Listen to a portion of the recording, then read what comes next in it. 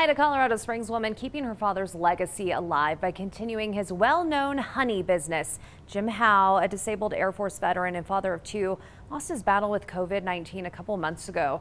Now his daughter is working to rebound to ensure his dream continues. And our Mayo Davison joins us tonight with how she plans to put her own twist on Rocky Ford's well-kept secret. Mayo.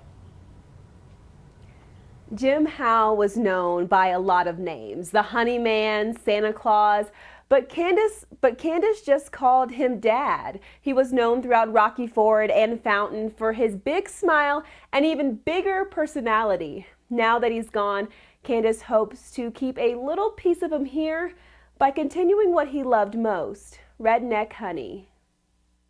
Let's come fill some jars. It's a normal afternoon for Candace and her son, Jackson. You want to help Mom? After losing her father to COVID-19 in January, she now spends most of her time filling jars of honey. It's going slow. Making sure her father's legacy continues. I can't even tell you if everybody knew his first name. You know, it was just the Honey Man. It was the guy who sold honey on Fontaine. And you know, everybody drove by on the side of the road and he freaking loved it. Jim started Redneck Honey years ago and sold it on the side of the road and at the Fountain Community Market. He sat on the side of the road and sold honey and just, I mean, talked everybody's ear off. He loved talking to people and it was just a hobby of his as a disabled veteran. When she heard that he was in the hospital for pneumonia and COVID-19, it was a complete shock. Shock that turned to worry as his condition quickly worsened. He got worse and worse. I think he was in there for 2 days before he actually coded, and they brought him back with CPR. After two massive strokes, Candace and her brother had to make the difficult decision to take him off of life support. We had a meeting with the doctors, and they just said at this point, you know, there's no way that he will live without a ventilator. There's no way that he will have the normal life that he did before.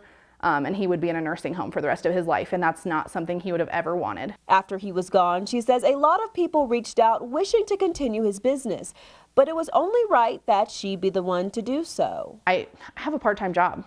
Like, I need some extra income anyways. Like, this would be perfect for me. And I know that he would be proud of it. I know, I mean, this was his baby. But she's putting her own twist on the business. So his was redneck honey. And so because I'm not so redneck, I did a little less. Still redneck honey, but just with a little less of her dad. Since Candace is a single mom of two, she says she won't be on the road as much as her dad.